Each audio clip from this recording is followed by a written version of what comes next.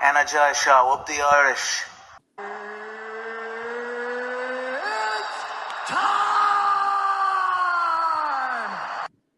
Okay, what's going on, guys? And welcome to a brand new episode of Energized, brought to you by Forged Irish Stout and Or King's Competitions. Ross, are you intoxicated or something? Introduce the guest, man. Today, we are bringing you Irish boxing sensation, 11-0, undefeated, the one and only King, Callum Walsh. Callum, how you doing, bud? Welcome home. Yeah, thanks very much. I'm back again. It's been a while. Back again, except this time there's a difference. You're boxing home soil. Correct me if I'm wrong, first time in your professional career. You're going to main event in the 3 Arena. It's all coming up King Callum Walsh these days, isn't it? It's unbelievable. It's been a long time coming, and Friday night is here. Yeah. Callum, we've had you on the show loads of times. I've been talking about the homecoming. How did this all come about? Like I said, it's been a long time coming, that was always the goal, to get back home for a fight. And the reason it's happening is Dana White, he's the man that's pushing it. Everybody, Tom and them all were saying, oh, maybe next year. And when Dana wants something, it's going to happen, When Dana White wants something to happen, it's going to happen. And he pushed for it, and we're here now Friday night. Are you slightly disappointed it wasn't in the Sphere? Yeah, he could have brought the Sphere over with him, yeah. Yeah, that was an absolutely incredible event. But this one's going to be a banger in its own right. Tell us this: how good does it also feel to help other Irish talent like your Emmett Brennan, your Thomas Carty, provide another big show in the 3 Arena? Because so far, I think in recent times, it's only been Katie Taylor who's been in the 3 Arena. It's obviously one of the biggest venues Ireland has in the indoor arena. Now you're bringing that here. Do you think that Irish boxing fans are really going to get behind this event? Yeah, I know they should, because it's not just for me; it's for the country in general. It's for all the up and coming fighters. We're putting on a lot of them here on this show, and we're going to continue to do it in the future. I think we need to have at least one a year, here in Ireland, and keep putting on up and coming fighters and bring back that buzz of big shows and professional boxing in Ireland. Mm. Yeah, absolutely, and you're doing an absolute stellar job of it, and you've definitely shown that there's I don't know, many ways to skin a cat, as they say. You're taking a totally different route. You built your career over in the States, and now you're bringing it back towards Ireland, which is unbelievable. And we could always do with another combat sports superstar, and that's what we have. And obviously, as you touched on, a massive part of that is down to Dana White. How has your relationship from when you first met Dana White developed to today? Yeah, it's been very good. It's getting better and better every fight. Because I'm continuing to win. I'm going out there, I'm performing it, and I'm knocking people out. And they I'm doing my part, and like you see, Dana's continuing to do his part. His support, and he's making big things happen for me. I just have to keep going out there and winning. Yeah, absolutely. And not only are you winning, you're winning in devastating style. And I think one thing is what will definitely make Dana White happy is you going in there and fighting with looking for that knockout. Is that what you're expecting come fight night? Are you looking for the knockout come Friday night? Yeah, absolutely. I'm fighting a fella that's never been stopped before. He's never been finished, and I'm going to go out there and try to make a big statement, for my own career, for myself, and to show the Irish people that I am the real deal, that I am taking tough fights, and I'm finishing them how I should, And obviously you're taking on Przemysław Ronowski. Do you reckon this guy's going to be on the run all of Friday night? I'm not sure. I'm not sure what he's going to do. My belt is on the line, so I'm hoping that he comes in and tries to take the belt, and he comes forward, and I'll meet him right there. I'm going to defend my belt in my own country. I'm not going to let him take that belt back to Poland. Yeah, Callum, you were obviously just back in Cove, and you were visiting one of the local gyms. What was it like going in and after going over to America and coming back, and now about to headline the 3 Arena? Yeah, it's crazy, especially we were at my old boxing club there, Riverstone Boxing Club, yesterday, and I had Freddie Roach in there, holding pads for the kids. it's crazy, you know. It's like I was looking at it, like all along. It was like, all right, I'm training with Freddie, and that was the big thing. And then I got used to it, you know, because I was there every day and I was seeing Freddie every single day. And then when we went to the club yesterday, and I looked in the ring and I seen Freddie just holding pads for the young Irish kids, I realized again, like, this is crazy, you know. That's Freddie Roach, like, in there training kids in Cork. You know, it's crazy, you know, the stuff that I'm doing at such a young age. You know, I'm 23, and being able to do this is crazy. You No, that's probably great don't to see. realize it, but like you probably have created stories for people to tell down in Cork for years. Like, you know what I mean? They're gonna, those 6, 7, 8 year olds are gonna be telling, their grandkids that, Freddie Roach, one of the greatest trainers, if not the greatest trainer of all time. He held the pads for me down in Cork, down in Riverstown Boxing Club, and that's going to be like a story that will live on their memory forever.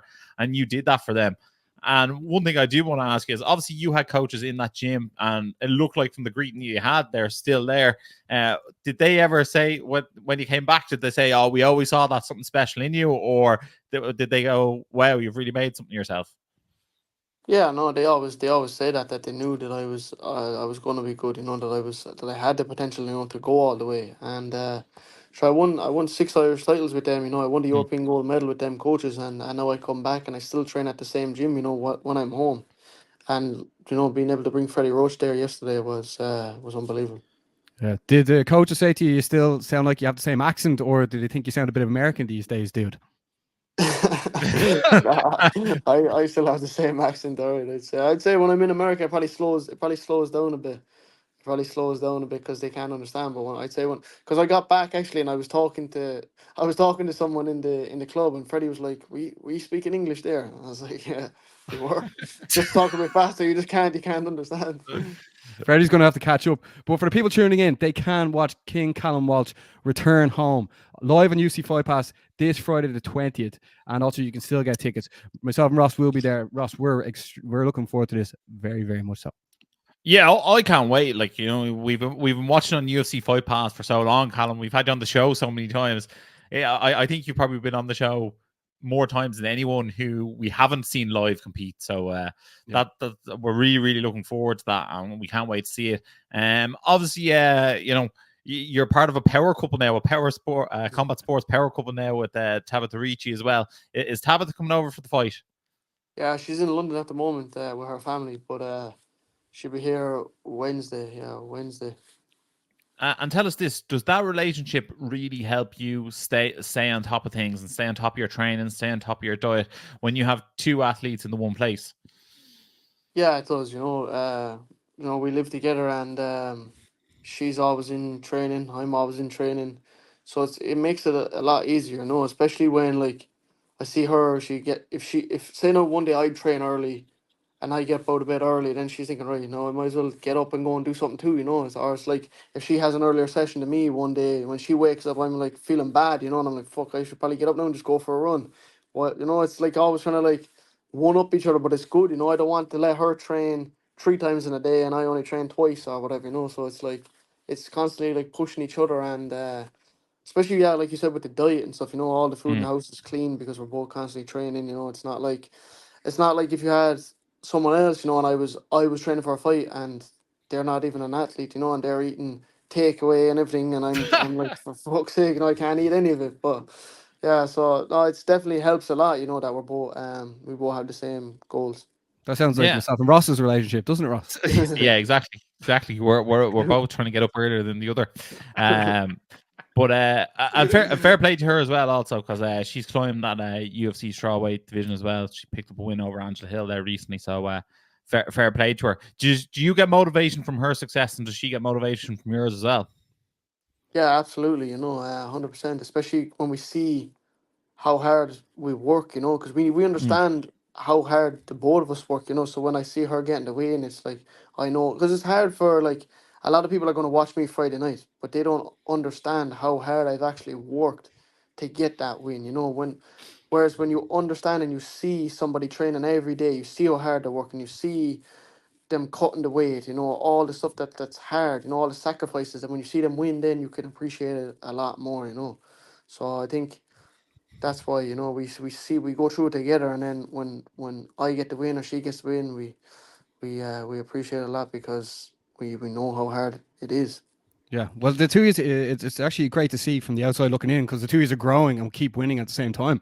And the thing is, some people may not actually know you, Callum, which is crazy to see because like you're all over the UFC's Instagram as well. But like, for the people tuning in now, can you explain? Let us know the first time you met Dana White, how that conversation go down. Yeah, so I signed a contract with Tom Loeffler. He was working on a UFC Fight Pass deal with Dana. Then he brought me down to meet Dana because obviously Dana's connection with the Irish fighters, so it made sense. And I talked to Dana, I showed him some of my amateur fights, and he came on board with Howlerhead Whiskey sponsorship after that. And then he came and seen me fight, and then he seen me doing what I'm doing, and he talked, obviously him and Freddie Roach have a great relationship too, so he talked to Freddie and asked like if how good I was and whatever, because he knows Freddie's at a stage of his career where he's just not taking on anybody. Yeah. So then Dana wanted to come on board and help my career, support my career 100%. Yeah, no, it is. For people tuning in, they will definitely remember the name King Callum Walsh come Friday night live from the Tree Arena, won't they, Ross?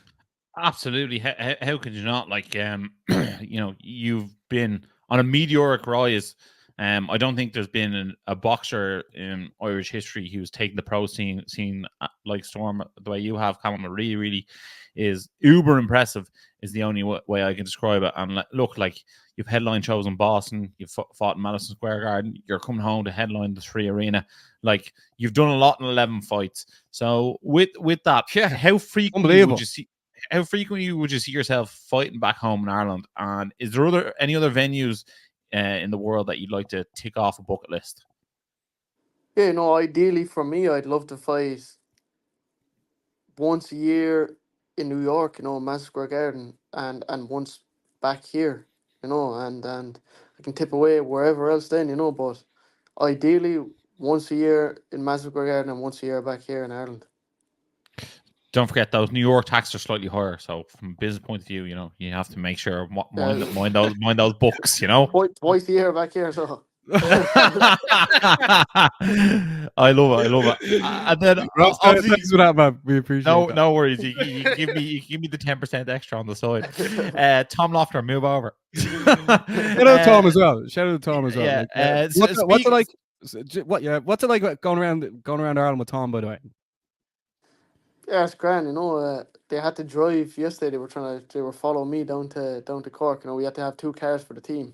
Yeah. And he was doing a bit of driving, but I said, yeah, I wouldn't let him go by himself, like. And with that, obviously, Tom Loeffler, maybe some casual fans don't know who he is, but when you say the name, the Klitschko brothers and Triple G, like, he looked after their career and he's done an absolute stellar job. He's probably someone also who doesn't take on too many clients too lightly. How did you get involved with Tom? And then also, like, how good does it feel to know that he's looked after careers such as theirs and now he's looking after yours? Yeah, absolutely. Tom doesn't have many fighters at all, and he just gave me an opportunity to make my pro debut on one of his shows, with no contract, just an opportunity. And I finished the fight in 25 seconds or something like that, and that was December. And then they were having a St. Patrick's Day show, and I finished that fight in 30 seconds or something as well. So I think I signed the contract after that. They were like, "Hey, token Irish kid, you're on this card." yeah. We have enough fake American Irish people on the card. We need a real one. Yeah, that was it. Yeah. Don't tell anyone we're fake Irish. But Callum, like, you're always looking ahead. There's always like shows like coming up. Is there any other dates that you're looking at that you want to get back out there again? Yeah, I think after this fight, I think this will be my my 3rd fight this year already. 10-round fights I'm fighting too. So I'm not. So I don't know. I think I'll get this one out the way, and I have a few things to do. Heal up the body, stuff like that, and hopefully get back in there maybe St. Patrick's Day. Next year. Here's an idea, and Dana White, if you're listening, St. Patrick's Day, March 17th. Maybe that weekend. I don't know what the way it's weighing up. 2025. The Sphere. But instead of doing the Noche, you do like a historic look at Ireland on the screen in between flights. I think it You would know, go down. I only said that to treat. someone yesterday. Yeah, I think it would be absolutely class. Like telling the story of Ireland with like fights in the middle of it will be absolutely epic. Yeah, And you know what?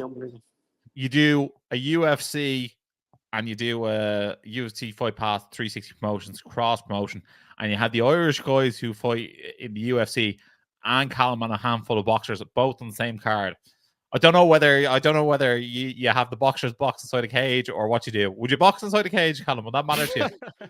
Yeah, you just throw on the UFC gloves and just box though. It's just straight boxing. Well, I don't know. We could come up with some way of doing it. Although I'm sure the UFC production team is so good, they could transform a ring into an octagon and bleed in 2 minutes flat. Oh yeah, it says so. Yeah. But like the Formula One, the pit people changing the wheels. Yeah, exactly. So, but like, I'd love to see something like that. I'd love to see like the history of Ireland told in the sphere. But like, obviously, with combat being such a massive thing, with a combat sports main event, I think Dana White would love it as well. Yeah, I would. It would be unbelievable. Yeah, it would be unbelievable. Callum, you're obviously quite busy at the moment, so we're going to wrap up things shortly. I just want to ask you, do you know what the sort of production is going to be like in the Tree Arena as well? And also, what can we sort of expect from the night on the 20th, this Friday? Yeah, you know, with Dana here and everything, it's going to be ran exactly like a UFC. You know, it's going to be. Do you know, in boxing sometimes you have a long breaks in between the fights. You know, or you could have like. It's bad to say, you know, but like you could have 10 shit fights, like, and then you just have the one good main event, you know, and people are half asleep by the time the main event comes around, you know. But like this card is stacked from the very first fight of the night to my main event, you know. The card is stacked, and the way it's going to be ran exactly like the UFC, people are going to see the difference, you know, between your average boxing card and a Dana White involved boxing card, you know, whereas there's good fights, start to finish, quick turnaround, back to back. The crowd is going to be, they're going to appreciate it, you know, the energy is going to be high for when I make the walk. Yeah, we were just at the Katie Taylor's last fight in the Tree Arena when she won it, and like you could tell it was a very, very boxing heavy fan base. Like Ross, just coming in this weekend, what do you think it's going to be sort of a cross between MMA fans and boxing fans, or would you think it would just be more boxing fans? I don't know. I feel like the combat sports fan is ever evolving, and I think more combat sports fans like both sports. And I think like Callum is actually a very good person to transition MMA fans into boxing. That makes sense, because obviously he's highly associated with the UFC, obviously highly associated with Dana White. He fights on UFC Fight Pass, which is primarily MMA. Obviously they have jiu-jitsu and other forms of combat, but I think a lot of UFC fans will probably come and watch Callum fight this time out. But obviously you have your hardcore boxing fans as well, and like they should be attending the show as well. Obviously Callum's well known in the boxing space. You also have, you know, Emma Brennan, and you also have Thomas Carty, who are two up and coming stars. You know what I mean? Like there's a lot of undefeated fighters on this card, and I don't think anyone wants to give up that out anytime soon. No. Callum, for the people that want to watch the event, or they're going to be going to the event, or they're going to be tuning in, what can you say to the people that are tuning in now? Yeah, I can just say, like, you get your tickets, you know, they're on Ticketmaster. It's going to be worth it, you know. It's going to be worth the money, because, like I said, every single fight is going to be an exciting fight. There are going to be good fights, and it's going to be worth the money, you know. And Dana White's going to be there, you know. Dana White, I have Freddie Roach in my corner, Tom Loeffler, you know, the team that I'm bringing to put on this show. It's going to be the start of something good, you know, in Ireland. You know, bringing back big boxing shows and getting that buzz around the Irish boxing again. The crowning of the king in Ireland, man. Yeah, absolutely. Yeah, and like I'm pretty sure I was on Ticketmaster the other day, and I saw tickets for like 40 quid or something like that. That's like outrageously good value for money. So like an absolute steal to see King Callum Walsh absolutely run through premise law. Yeah, absolutely. I say there's boys out spending 40 quid now on worse things, you know, than the ticket for the fight. So exactly, and support one of Ireland's own, and support the lads on the undercard and the women as well. I think it's going to be a great show, and we all know the production is going to be high level. And like, sure, 40 quid sometimes when we get into an amateur show, you know what I mean? So this is going to be one of the events of the year. So get down to Tree Arena, make sure to get to see it. Yeah, I'm sure Dana's going to get absolutely hounded for UC Dublin as well. No, absolutely, yeah, definitely, yeah. He's going to he's going to get a bad one out for that. Yeah. No, well, Callum, best of skill this Friday. We will be there, and roll on Friday live on UC Fight Pass if you cannot get a ticket. Callum, thanks a million for your time, bud, and we'll speak to you again soon. Yeah, no bother. Thanks very much. Energized Show, up the Irish. So Ross, That was King Callum Walsh. Your favorite boxer, man. Yeah, From Cove. Look, I think he's a guy who at times maybe gets unfairly criticized due to the push. But like at the end of the day, if there's an Irish fighter getting pushed to the hilt by one of the best promoters in the world, I'm here for it. You know what I mean? Like I'm not going to sit here and be, I don't know, jealous of him or be, you know, like besmirching him and saying like, oh, he doesn't deserve that. I think he's lived up to his end of the bargain. He's fighting progressively better fighters each time, which is what combat sports fans ask for out of athletes. And he's getting a chance to put on a show in Dublin to provide a platform for other boxers to compete on. Like, if anything, he should be very much commended. And like that arena, like Emma Brennan, Thomas Carty, is it Sean O'Keefe? Yeah, like they wouldn't have the opportunity to fight in this card if it wasn't for Callum Walsh. So, like, you know what I mean? A bit of respect should be put in his name. Bring money into the economy. Do you know what? Like, I haven't seen any Irish people say anything bad about him. I think it's like the MMA sphere. Excuse the pun. I think people don't like him being rammed down their throats, effectively. But like, yeah, but like even Irish fighters, they love hating on the Irish fighters. Like, just I don't know, because they're all associated with Conor in some sort of way because Ireland's so small. But no, it is going to be a great event. Obviously, it's being brought to you by UFC Fight Pass on this Friday. So Ross is actually going to the media day on the Thursday, and then we will both be there on the Friday. So like we're both buzzing for it, and we're also going to be celebrating Ross's birthday that night as well. So if you see Ross in the arena on the Friday, you have to say happy birthday because it's Ross's birthday on the Wednesday. Ross, no better way to spend your birthday watching combat sports and feeling very energized. You better believe it, bud. You better believe it. I can't wait for it. I think it's going to be a great night of fights. I'm looking forward to it. Yeah, we have to try and get Dana in a picture with the glasses. Absolutely. Sure, be buzzing for them. You'd be wearing them all the way home on the PJ, man. But Ross, over the weekend, if you are going to the event, let us know. Also, if you're new to the show, make sure to like, subscribe, and share it to one of your friends or in your WhatsApp group or someone who's interested in combat sports, because they'll always remember you sent it to them, and then they'll be like, why did you send me that shit? But Ross, UFC 306 was on over the weekend in the Sphere. Before we get into the fights, what did you make of the Sphere, Ross? I thought it was incredible. I thought it was like really cool spectacle to watch. I thought it was very interesting. Even though the camera angles were the same, like just the different backgrounds when you were watching the fights, I thought they were cool. It felt, even though I know they say if you're in the Sphere and you're watching the fights on the screen, as they say, like it looks sort of 3D or whatever, but like I don't know, I had a different feel to it, different look to it when I was watching the fights live. I thought it looked really, really cool. I thought they made it really, really special. I thought the sort of Mexican culture and history going on the screens in the background, I thought that was pretty cool as well. And I don't know, I thought the UFC killed it, the production team. You know what I mean? For me, it was like 10 out of 10 on the production. I hope they do another event in the Sphere. Like, I'd be interested to see you almost do like a quote unquote regular event in the Sphere and see how that goes down. But yeah, obviously it costs 20 million to do, so like that's absolutely astronomical. But only. Yeah, it sort of looked like it was like an award show in some sort of way. Yeah, it had a massive special feel to it. I feel like a minimum needs to be an annual thing or something like that. Yeah. You know what? I actually think that now that you said award show, I think that would actually be the perfect place to do like UFC Hall of Fame, and like that person's career comes up on the screen. I think that could be really, really cool. Yeah, but like the event, and also like kicked off by Rail Roses Jr. as well, getting a win. I thought that was like a great way to kick off tonight as well. I feel like obviously he's like got the most wins as a teenager in UFC history now. He's obviously a bit of a starlet for the UFC. I don't know if he has like the skills, but like to move on like Sean O'Malley, but it almost feels like he's sort of a Sean O'Malley-esque push from the Contender Series. He seems to be one of the most push guys, and you know, he's racked up a few W's now. So let's see how he goes. And then like I suppose the last three fights were the ones that really had sort of stipulations in their divisions. Diego Lopez against Brian Ortega looked like a man possessed. I think he knocked out Brian Ortega and then woke him up with the same combo.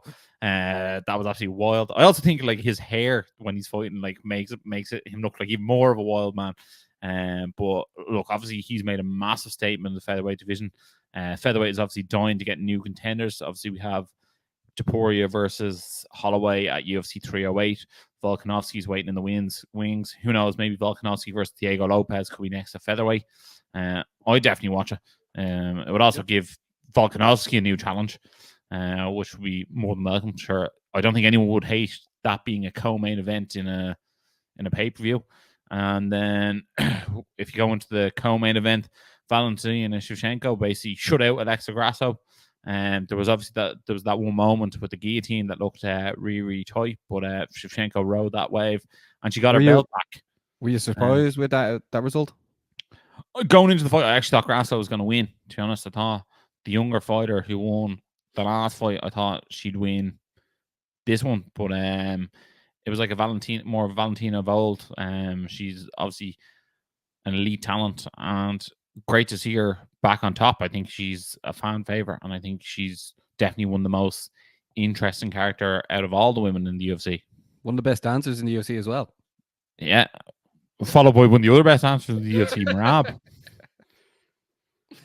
Ross, the main event. Yeah, look, this had a few funny moments that Merab was sort of the initiator of. There was obviously a moment at the start of the fight where he's visibly having an argument with Tim Welsh in his corner. That was quite funny. Kissing Sean O'Malley on the back, and then like O'Malley getting up and like getting one or two punches off before the end of the bell.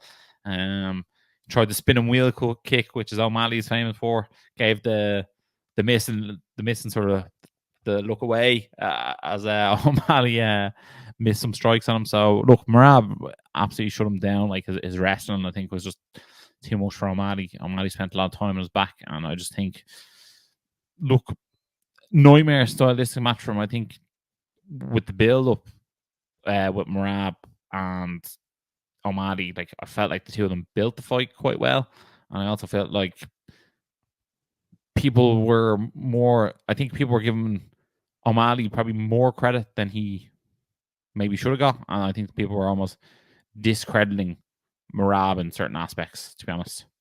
That was my sort of take on it. In the build-up to the fight? Yeah, I feel like people were saying Merab just does takedowns, and that sort of type thing, and then I feel like people were saying Sean O'Malley is going to be like too much for him. He's going to be able to, pick him apart with punches and basically do what he wants to him type of thing on the feet, and I just don't think that was the case. Well, going into it every week, myself and Ross pick who they think is going to win the main event, unless it's like a title co-main event as well. So, like going into it, I thought Shevchenko would win, and she won, and then Ross actually thought Merab would win. So, like a lot of the build-up, a lot of the hype was that Sean O'Malley's going to win by knockout. Why did you think Merab was going to win and did win? I just thought like his ability to set the pace and go for takedowns, I just thought was going to be the deciding factor, and that's what it was. You know what I mean? I think he had a takedown nearly every round. He got the job done, and it's not so much the takedowns that he does get; it's also the ones that he doesn't get. He's constantly shooting, and with the constant shoots, create constant sprawls, constant scrambles, and I just think that sort of is a very overwhelming style to have to try and fight against.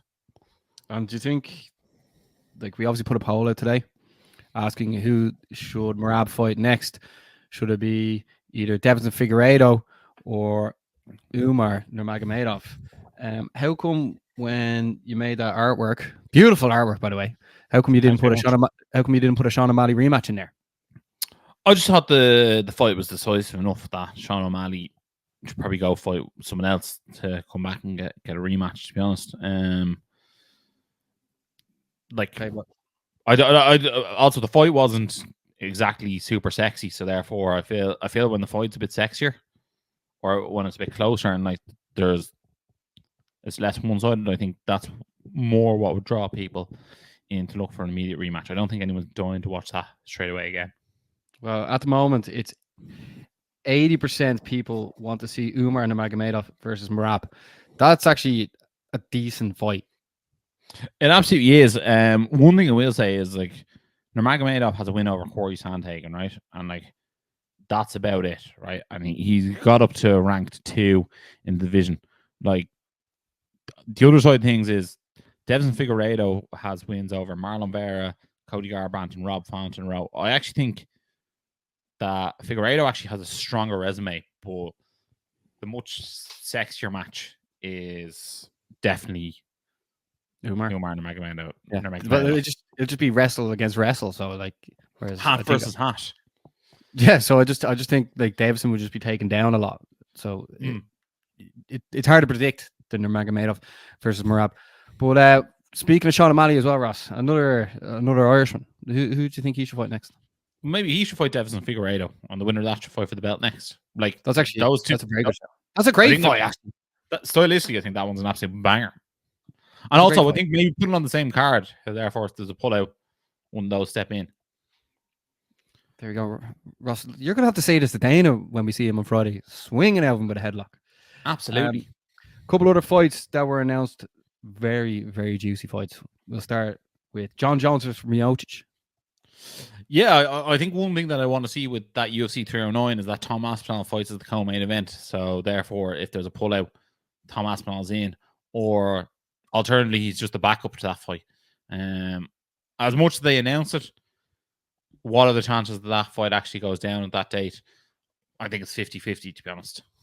So if you're Tom Aspinall right now, you would just be like, here, I'm just being the reserve?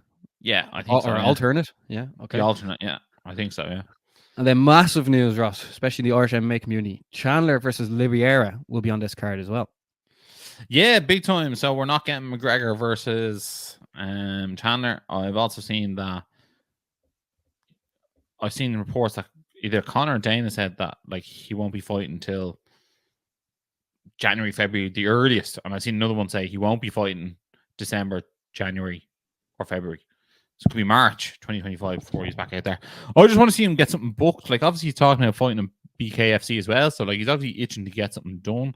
I feel like there's a bit of tension with Conor constantly saying he has 2 fights left in his deal.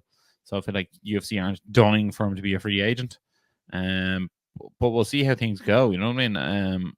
I'm all for it. I want to see him in the cage sooner rather than later.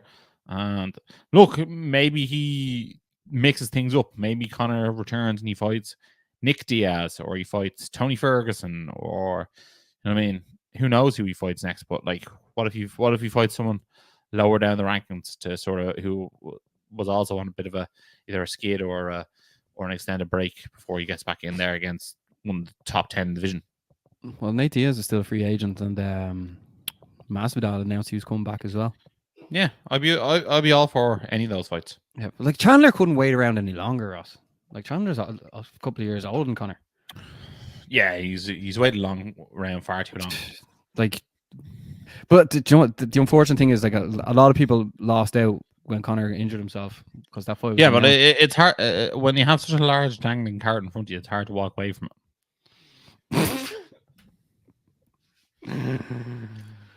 Oh, large bottle of whiskey or Ford's Irish Stout. There is no UFC this weekend, but also over the weekend, Bellator London went down. Now, for the people tuning in, Dara Kelly and Kieran Clark both won. We had Kieran Clark on the show last week. We were discussing the situation between Liam McCourt being the main event, and then her situation with Ryan Curtis, and how, like, you can go back and listen. Ryan shared it on Twitter and Instagram, and a lot of people came in and had a look as well. So that was interesting to see how social media works, the power people have. But then in the main event, Leah lost, and the situation with Leah and Ryan, right, allegedly is it doesn't look good for Leah, right? But like, in seeing her lose, I didn't take any gratitude. I didn't take any, like, I wasn't like happy in her losing. I saw some people like really, really basking in it. Not that like I've anything against them. A lot of these people are very close to Ryan, but just for people tuning in now, I wasn't like, yes, Leah lost. It was like, I don't think she should have been in that situation, main eventing. I don't think she's that caliber of fighter. But what did you make of the loss, Ross? I thought it was fairly one-sided. I thought it was fairly devastating. I thought Sarah Collins looked really, really good. And I felt like maybe the fight could have been stopped via strikes beforehand.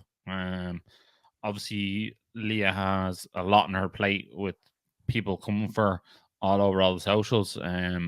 She hasn't come out and addressed it. I always think if you have something like that and, you know, you're the innocent party, you should address it head on and make some form of statement. But we haven't seen anything from her directly, which I don't think is helping her case at all. Obviously, you know, Ryan Curtis is a very much loved figure in Irish MMA, and he's a massive personality. And on top of that, like, also like seeing his recovery is so inspirational to so many. So, you know, him constantly winning a battle that he shouldn't, and then, you know, the accusations being made online about the GoFundMe, etc., and like her saying silent to that, like, doesn't really put many people in her camp, I don't think. No. It's like, put it this way, from a pure point of view, her sitting there saying nothing, well, you know, all these people online making accusations against her doesn't really do her any favors. Yeah, it just really wasn't handled well. And, no, it definitely wasn't. And I don't think her being thrusted into the main event helped either. I think if she was co-main event, it wouldn't have been as bad either. Yeah. So, yeah, it was actually unfortunate for her that she got promoted into that situation. But, yeah, exactly. So then losing like that as well, and like she's totally getting cut out of that title like situation now as well. Exactly, yeah. And now, like, I don't know, because I think she's been in limbo now in that division. Because she was obviously one of the larger names in that division. Cyborg is already fighting Pacheco next. Like, she was in line probably to fight the winner of that. Obviously, she was scheduled to fight Cyborg in Belfast at one stage, and then that sort of fell through. So now she fought basically number one contender fight and fell down the pecking order. So look, if I could see any fight with her next, I'd like to see her fight Sinead Kavanagh in a rematch. I think that's what I'd like to see. That's the one. The thing is, with Bellator seeing all them comments coming in now, like when you look at Bellator social media, like they don't get many comments. So when you get those type of comments, like those type of allegations, like you're gonna notice. She's like a Bellator darling, though. If you know what I mean, like the Bellator promotion love her. Yeah. So do you think they'll be putting her on more broadcasts presenting? Because these comments are like, like you can't miss them. Well, first of all, like I think after that loss, probably won't see her for at least 3 or 4 months, I'd say, type of thing. And secondly, like, probably not, if you know what I mean. As in, like, if someone's getting that much heat and that much sort of abuse in the comment section, there's other people that could do the job that won't warrant that amount of heat and that amount of negative press. You know what I mean? So probably will get less of that work from the Zone and Bellator. So it'll be interesting to see, but that's only my opinion on it. Yeah. You don't think you don't think you'll see her on a Riyadh season, no? Over where Paul Hughes will be facing AJ McKee, no? Probably not, to be honest. No, probably not. But yeah, I suppose maybe we'll just give a quick touch on the two Irish lads who fought in the card, and then we'll get into Paul Hughes back and forth. Obviously, huge wins for Dara Kelly and Kieran Clark. Dara Kelly was actually the underdog going into the fight. I didn't actually realize he was the underdog, but he put an absolute performance. One thing I did see, which not a massive fan is of, he won Takedown of the night. I know they're sponsored by Takedown Clothing, but unless there's a prize for that, don't be announcing that like someone won something, because if there's no monetary value of it, in my opinion, I don't think that should be going on your broadcast. It's a bit like I described it as Sky Sports or Sky TV's Ireland man of the match when we lose 2-0. It's like it's some sort of like booby prize that, like, it's almost insulting to be like, oh, what you did was incredible, but you win nothing. You know what I So It's like, don't worry, you lost the fight. You came second. Yeah, so Takedown or Bellator need to, like, even if it's like a $2 bonus or something like that for the takedown of the night, or he wins €1,000 voucher for takedown clothing type thing. You know what I mean? Something like that. But like, if they're gonna make an award and use his likeness to promote a brand, he should be rewarded with something for it. Yeah. And then the other one, Kieran Clark. Obviously, Kieran Clark, another late notice opponent change. And he was a veteran. He was 12-7.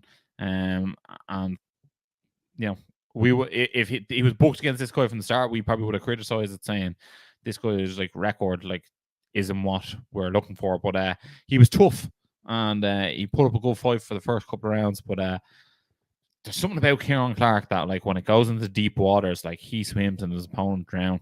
And he was unfortunate not to get a finish in the third round. He was all over him. 10-8 in the last round in my books.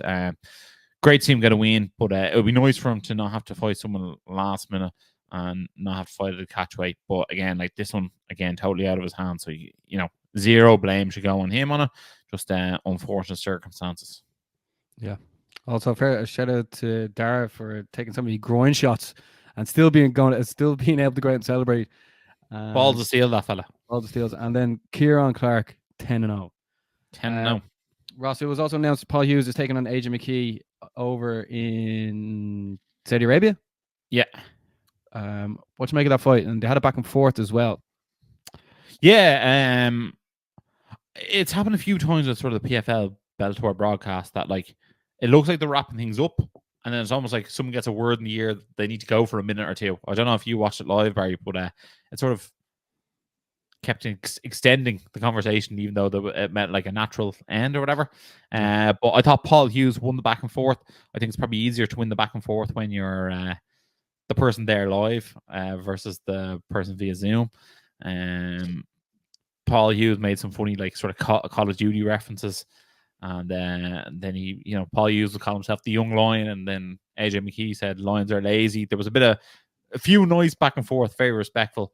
Obviously, Paul Hughes said, like, look, I'm the underdog role this time. For the first time in my career, I'm really relishing this opportunity.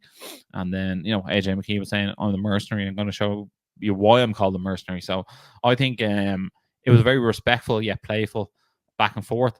I felt like, you know, Paul Hughes' competitive spirit and nature comes out in these back and forths, that as things progress in the conversation, the more he doesn't want to let his opponent away with sort of anything. You know what I mean? He gives no quarter. Same way he does fighting, same way he does on the mic. He doesn't want anyone to ever get a one-up over him. And I felt like out of the exchange, I felt like Paul Hughes won the exchange. But also, again, like, one criticism I'd have of Bellator and PFL, just like the setup that AJ had, like, it literally looked like he was about to play a game of Call of Duty. There was no, you know, could put on a ring light type of thing, and, you know, looked a bit more professional than what we were getting. They get him to zoom in a lot. I know, yeah, and they also get him to do, like, give sort of feedback on the fights and stuff like that. But to me, when they get Big John to do it, when he's at home, like, his setup looks so professional, if that makes sense. Yeah. It's not as, he looks like he's in the studio, as opposed to AJ McKee looks like he could give his camera a wipe and, you know, turn off Call of Duty for a second, like. Yeah, but even if they got him to wear, like, put on a Bellator hat type thing, you know what I mean? Something. Yeah. So, yeah. Put on a Force hat. Yeah, exactly. So that was my thoughts on it. Overall, what you make of the Bellator events? I didn't really feel too much of a buzz off it. Like, obviously, I watched the first two fights. Obviously, the crowd's not that full, and then I watched the last fight. But I don't know, I'm going to call it 5 out of 10, maybe 6 out of 10 personally, just because I enjoyed the Irish lads win. Yeah, well, there's nothing better than when the Irish win as well. Yeah.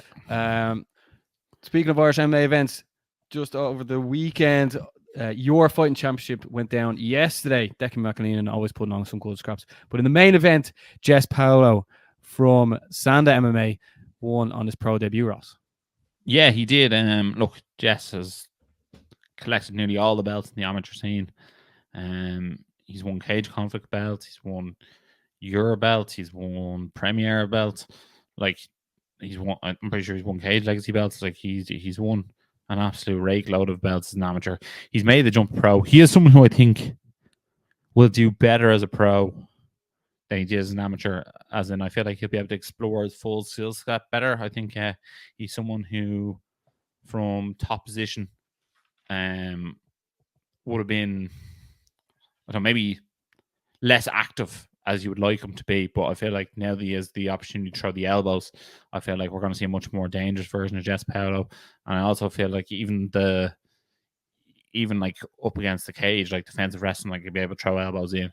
And just the way he snuck in the guillotine there, like he didn't look that nervous for his pro debut. He looked very comfortable in there. And look, at lightweight, he's a big boy as well, so he's going to be a problem there. Yeah, and your fighting championships announced they're going to be back in December. So Christmas special, baby. We'll keep you posted on that. This weekend, just before we head off to on our merry way, Ross, Friday, Callum Walsh 3 Arena. Make sure to tune in. Like, I mean, first of all, you're going to want to see what sort of production is going down here. But also that night, Cage Wars 177 Unplugged is on. That's in Manchester.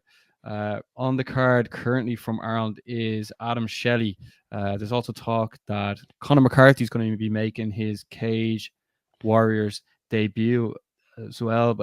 At the moment, he hasn't got an opponent, but we will keep you updated on that. Ross will obviously post that on the page.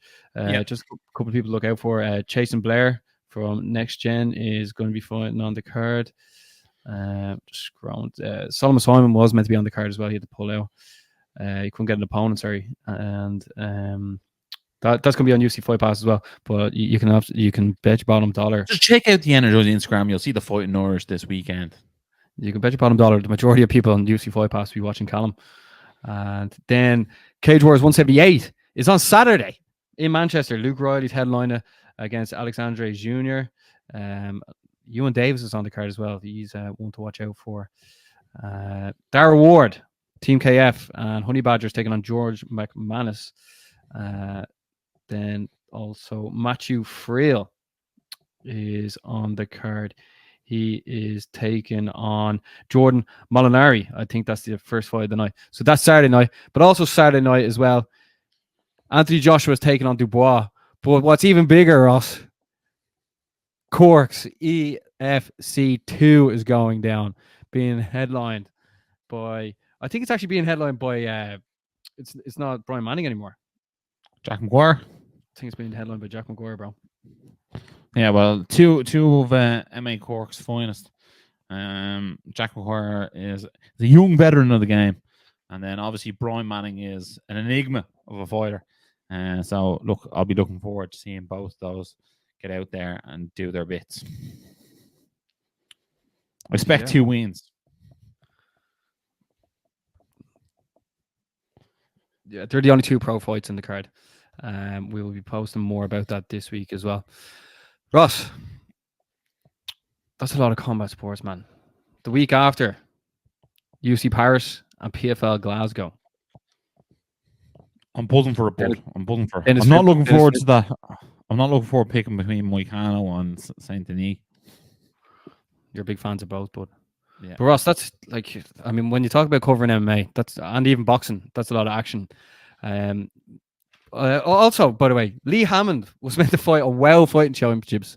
Grozov won on that card, but like Lee didn't even mention he wasn't even on that card. Like, he did eventually. Like did the day he? before. Yeah, he put out a post.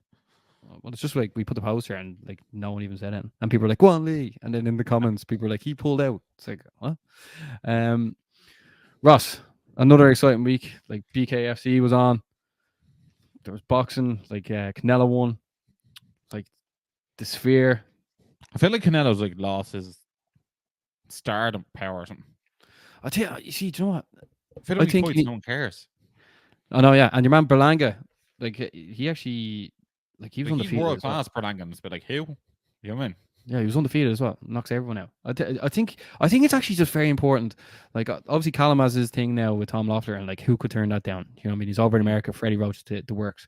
But I think like Irish fighters, they need to be basically like with more so Eddie Hearn. Like I think Frank Warren, now that he's mates Eddie Hearn, I think it's a bit better. But I think Eddie Hearn just knows exactly what they're doing. I think Matchroom does a great job promoting with the social media, etc. You know. Yeah, but I almost think Frank Warren does a better job with the lower tier guys. I feel like Eddie Hearn gets the mad rep because he has like your Joshuas and your Taylors. But I actually think on the lower end of things, I think Frank Warren actually looks after the boxers slightly better. But like that's only from an outside looking in view. But look, but I just think I think what's most important is the way, obviously, how you're getting promoted on the inside, but on the outside as well. So look, boxing isn't really our forte, but we will be covering it this Friday. So I'd say nothing. That's Ross, it. your birthday's next week, and you want to say to the people who are tuning in for, I think, almost like 9 years of Energized at this stage. Yeah, if you want to wish me a happy birthday, don't bother. Just make sure to like, share, and subscribe. And as always, stay energized. Energized Show, up the Irish. Been sussing you guys a couple of times. I've seen a couple of clips. I think you've done some interviews with Dylan Moran and that I saw. So keep going, keep up the good work, guys.